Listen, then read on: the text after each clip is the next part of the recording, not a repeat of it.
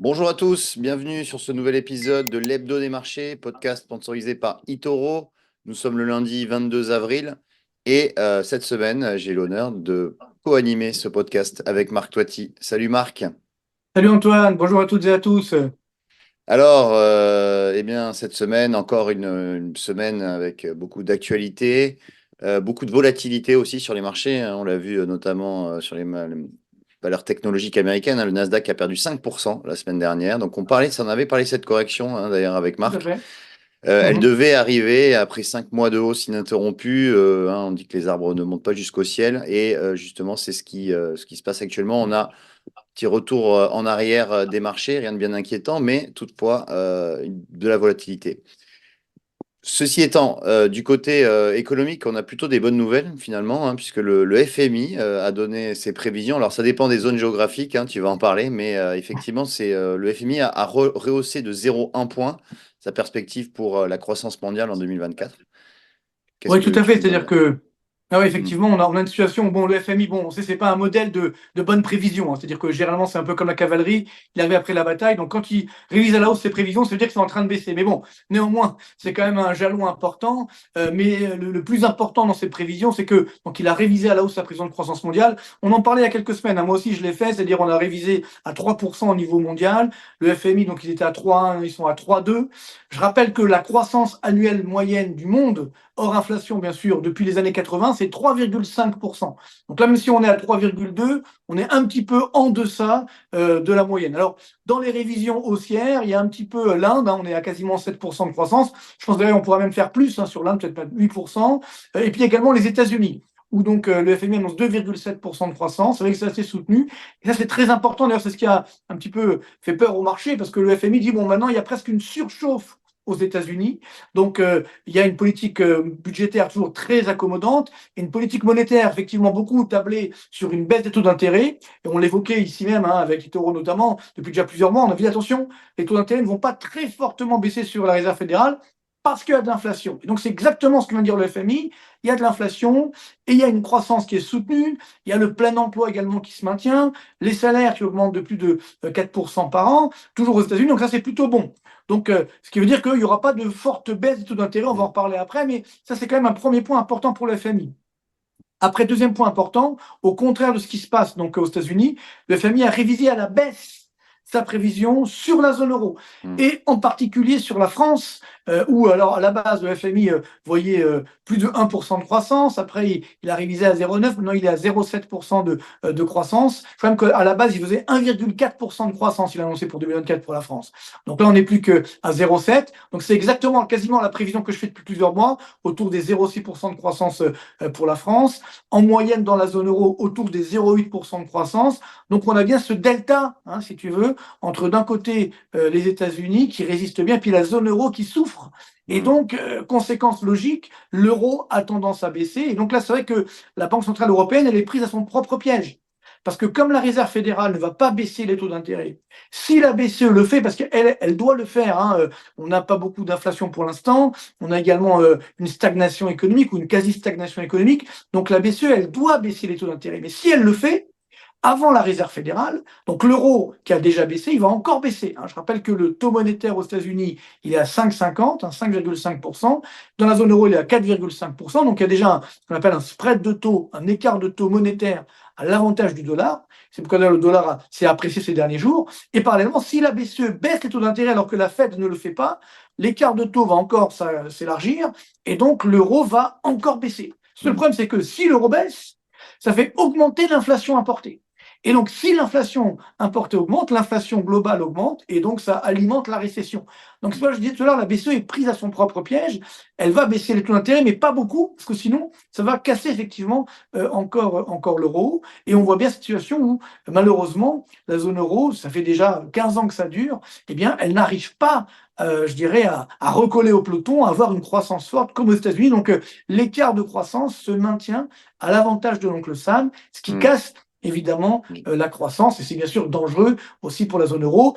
Petit dernier point sur le FMI, elle révise, donc le FMI révise à la hausse ses prévisions sur la Russie, donc là qui reste sur une croissance forte, alors bien sûr il y a l'effort de guerre, etc. Et puis par contre, il est un petit peu pessimiste sur la Chine.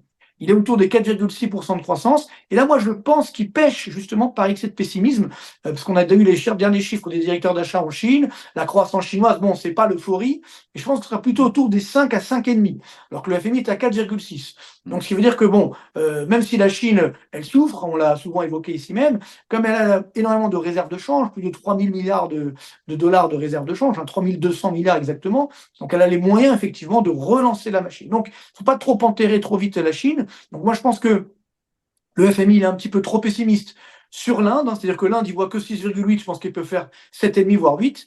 La Chine, elle va autour des 5,5. Et le Royaume-Uni également, le FMI voit 0,5. Je pense qu'ils seront autour des 1%. Par contre, malheureusement, c'est vrai que sur la zone euro, bon bah là, je suis d'accord avec le FMI, ça sera sur une croissance extrêmement faible, malheureusement. Et donc, la France, Mm. l'Allemagne, la zone euro, le Oui. Canada également, l'Afrique du Sud aussi, nous La- restons les lanternes rouges, malheureusement, de oui. la croissance mondiale. L'Allemagne, oui, est prévue lanterne rouge de la zone euro à 0,2% hein, par le FMI. Tout à fait. Et les États-Unis, donc on a un rehaussement hein, de la part du FMI de 1,2, donc pour les passer la croissance à 2,7%. Ouais, 2,8. Alors, là, tu 2,7, parles des prévisions, là, tu parles des voilà. prévisions qu'ils avaient faites il y a un an. Mais Hmm. entre-temps, au mois de janvier, le FMI avait révisé déjà ses prévisions, tu vois. Oui, oui, Et d'accord. donc là, effectivement, il les rehausse en permanence. Oui.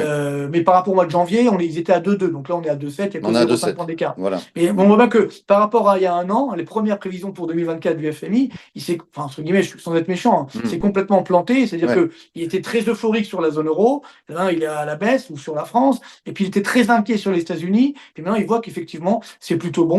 Donc voilà, donc bon, encore une fois, ce que j'ai évoqué tout à l'heure, il arrive après la bataille. Après Mais la bon, bataille. c'est pas Hmm. grave, il confirme un peu ce qui est en train de se passer aujourd'hui un petit peu dans le monde. Alors justement, ce qui se passe dans le monde, notamment les tensions géopolitiques, les incertitudes hein, sur le calendrier des baisses de taux aux États-Unis, parce que tu en parlais, la BCE doit avoir une fenêtre de tir au mois de juin. La Fed, c'est plus du tout sûr, hein, plus du tout certain qu'elle baisse ses taux en 2024. Et donc, du coup, ça crée une remontée des taux directeurs, des taux, pardon, des taux à 10 ans aux États-Unis. Donc, on a vu taux à 10 ans qui est remonté à 4,70 quasiment, 4,65. En France, on est remonté à 3%. Voilà, qu'est-ce que tu pourrais nous en dire Oui, ça c'est vraiment j'ai envie de dire, il y a deux grands dangers pour ce début d'année, au-delà effectivement de cette croissance molle dans la zone euro et en France. C'est l'euro qui baisse, et il va encore baisser. On en reparlera, Hmm. je pense, mais c'est vrai que l'euro va continuer de baisser. Et puis effectivement, ces taux d'intérêt. Et tu l'as bien dit, la tension sur les taux, donc les taux d'intérêt des obligations d'État, elle est même encore plus forte en France. Alors, je vais revenir sur la France, mais un petit détour par les États-Unis, effectivement, la Fed, aujourd'hui, moi, je pense qu'elle pourra baisser une fois, quand même, de point de Ouais. vue symbolique, ces taux d'intérêt, parce qu'on est quand même à 5,50, hein, Hmm. c'est des taux d'intérêt quand même très élevés, pour dire, voilà, alors bien sûr, ça dépendra également du contexte géopolitique. C'est clair que si ça dérape Hmm. voilà, au niveau mondial, voilà, elle pourra baisser les taux. Si c'est pas le cas, on l'espère, bien sûr qu'il n'y aura pas de troisième guerre mondiale ou autre, hein, qu'il y aura pas qu'on est pour la paix, bien entendu. À ce moment-là, il y aura, je dirais, les taux d'intérêt ne baisseront pas beaucoup. Et donc, les taux longs, mécaniquement, qui avaient plutôt eu tendance à baisser, là, ils remontent, sachant qu'ils sont toujours sous les taux d'intérêt monétaires. Il y a toujours une inversion de la courbe des taux, parce que même à 4,70 sur le taux 10 ans, comme on a un taux monétaire à 5,50, il y a toujours ces taux longs qui sont inférieurs au taux court, ce qui est normalement, donc, c'est l'inverse. Hein. Donc, on a une situation anormale, entre guillemets, et parallèlement, il y a un élément important, c'est que la dette publique américaine continue d'augmenter. Et donc là aussi, ça crée des craintes, même si ce sont les États-Unis. Et donc, ce qui fait que les taux longs, attention, ils vont rester élevés. Là, ça peut un petit peu casser l'activité économique. Mais il y a encore plus grave, c'est ce qui se passe chez nous, malheureusement. Quand je dis chez nous, c'est en France en particulier, où effectivement, les taux d'intérêt augmentent encore plus. On est à 3%. Et donc, je te rappelle un truc très important, c'est que enfin un fait, un truc, bon, on est entre nous, hein, mais on peut dire ça comme ça, mais c'est vrai que voilà, on se connaît tellement bien qu'on peut y aller. Oui, Hein. on peut. On a effectivement ouais, donc une charge d'intérêt de la dette en France qui est d'environ 50 milliards d'euros chaque Hmm. année, et on va bientôt passer à 75 milliards Oui. d'euros. Mais ça, c'était les prévisions de Bercy, si les taux d'intérêt n'augmentaient pas. Les Hmm. taux d'intérêt des obligations d'État. Or là, ils Hmm. repartent à la hausse. On est à 3%, et donc ça va coûter extrêmement cher. Et là, évidemment, il y a, je dirais, l'épée de Damoclès des agences de notation. Ce vendredi, le 26, il y a le Fitch et Moody's qui devraient annoncer leur notation. Alors des fois, il y a un petit peu de décalage. Hein. Ils donnent une date et puis finalement, ça prend un peu de temps. Fin mai, ce sera Standard Poor's. Si Moody's et Standard Poor's dégradent avec une perspective négative, Alors là, ça peut faire mal. Là, les taux d'intérêt peuvent remonter à 3,50 sur le taux 10 ans. Mhm. Hein. Et donc, ça va encore casser l'activité économique, alourdir la charge d'intérêt de la dette. Donc là, on se rend bien compte qu'on a joué avec le feu en France, avec cette dette publique. Je n'ai pas arrêté de le dire à tout le monde, à Bruno Le Maire, etc. Et aux médias et autres. Hein. Et malheureusement, aujourd'hui, on le voit que c'est en train de devenir très dangereux. On a joué avec le feu, ben on se brûle.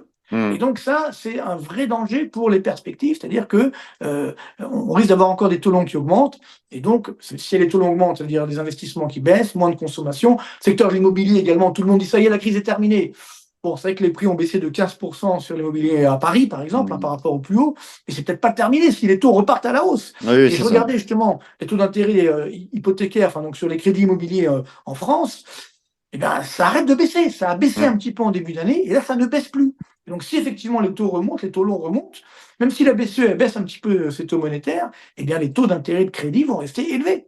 Donc, ça va encore casser le secteur de l'immobilier. Donc, il faut être très, très prudent et je pense que malheureusement, encore une fois, comme on l'évoquait tout à l'heure, hein, la France, c'est un petit peu je dirais, le parent pauvre en termes d'activité économique et surtout en termes de dette publique, parce que beaucoup de pays de la zone euro ont fait des efforts. Et donc nous, aujourd'hui, malheureusement, on mérite cette sanction. Est-ce Mhm. que les agences de notation vont attendre ou pas les Jeux Olympiques? C'est vrai que tout le monde leur demande pas de vague avant les Jeux Olympiques.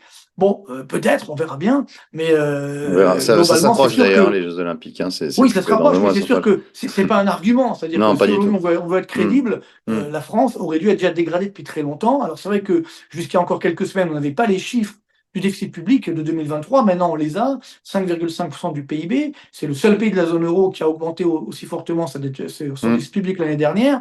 Donc, Oui, oui. c'est exactement Voilà. à l'opposé de ce qu'avait promis le gouvernement français. Mhm. Donc ça peut coûter cher sur les taux obligataires Mhm. français. Et même si on n'est pas dégradé cette semaine, ça sera inévitable, ça arrivera certainement avant l'été ou alors à la rentrée au plus tard. Voilà. Mais encore une fois, si aujourd'hui j'étais une agence de notation, je dois faire mon métier. Hein, je ne dois pas regarder les Jeux Olympiques, etc. Je dois faire mon métier et on doit encore une fois sanctionner.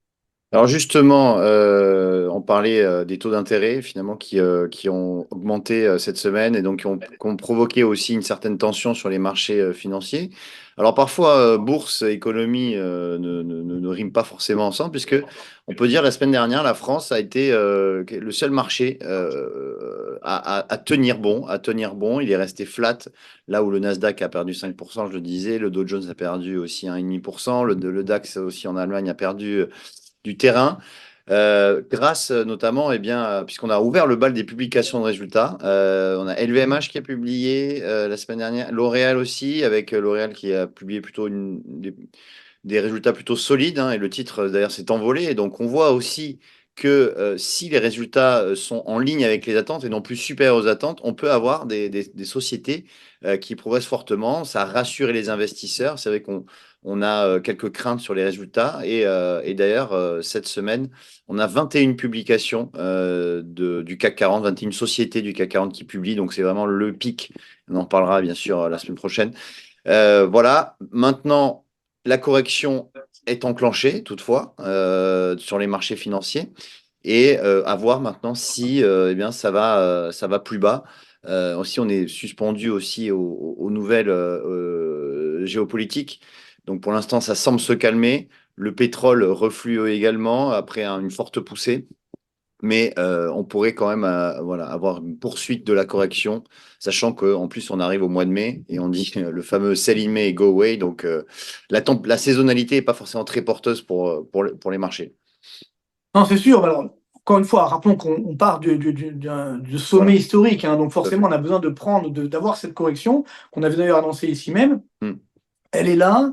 C'est vrai que sur le CAC 40, bon, il y a toujours ce prisme du luxe, évidemment. Donc, il y a des bons résultats, enfin, des résultats corrects au niveau du luxe pour l'instant. C'est pas l'euphorie, mais ça résiste bien. Et puis, Mm. vous savez, quand le FMI annonce des bonnes prévisions pour le monde émergent, notamment, eh bien, Mm. ça fait plaisir au luxe. Parce que le Mm. luxe, il compte beaucoup justement sur le monde émergent, où là, évidemment, il y a encore un sous-équipement en termes de luxe. Mm. Et on sait que dans le monde émergent, eh bien, tous ceux qui réussissent dans la vie, ben, ils ont envie de le montrer. Donc, Mm. leur première chose, une des premières, je dirais, évolutions qu'ils font, c'est d'acheter effectivement du luxe, donc c'est ce qui porte le secteur du luxe grâce au monde émergent. Donc ça, encore une fois, c'est ce qui veut dire que les résultats vont être bons, mais après, dans le détail, attention, il y a quand même une situation un petit peu compliquée aujourd'hui où les coûts augmentent, les chiffres d'affaires sont en train de baisser quand même pour l'ensemble des entreprises, donc il faut quand même rester prudent. Et puis surtout, il y a ces taux d'intérêt. Moi, je pense que ça, c'est la clé, hein, dans une situation qui est quand même un petit peu compliquée, surtout d'intérêts qui vont donc rester élevés. Donc, moi, je pense que l'apaisement, il doit durer, il doit se poursuivre pour éviter justement d'aller trop loin. Donc, c'est ce qui fait qu'on va avoir cet ajustement qui va perdurer, mais néanmoins, on aura une situation où on risque de garder, je dirais, une bonne santé quand même des marchés boursiers. Il y aura régulièrement des phases de prise de bénéfices, mais je pense que les plus hauts qu'on a atteints avant sous dégonflement de bulles, ça restera quand même les plus hauts de l'année. Donc, quand même, soyons prudents. D'accord. Il y aura beaucoup de phases d'aller-retour à faire, une Hmm. forte volatilité, mais pas non plus de miracle à attendre. D'accord, bah écoute, on suivra ça avec grand intérêt, on le On commentera sera là d'ailleurs pour ça, bien voilà, entendu. bien évidemment. Juste à noter que donc jeudi prochain, jeudi 2 mai, nous allons donc réaliser un webinaire sur une revue trimestrielle et Oui. perspectives. On Ah bah oui, oui, l'annonce, avec plaisir. voilà, on l'annonce, perspectives pour le reste de l'année. Alors, on fera un point sur un petit peu le début de l'année, puis surtout les perspectives. Est-ce Voilà. qu'on conforte ce qu'on avait dit en début d'année? Il y aura Hmm. également, évidemment, pas mal de slides qu'on va vous présenter, donc avec des graphiques que vous aurez, bien entendu, pour ceux qui le souhaitent. Voilà, bon, merci Marc, merci pour tes Merci Antoine, éclairages. merci à toutes et à tous, bonne Mais- continuation. Et puis Bonne bon, voilà, continuation. il faut garder le moral malgré tout. Oui, et on vous dit à la semaine prochaine. À bientôt. Bye.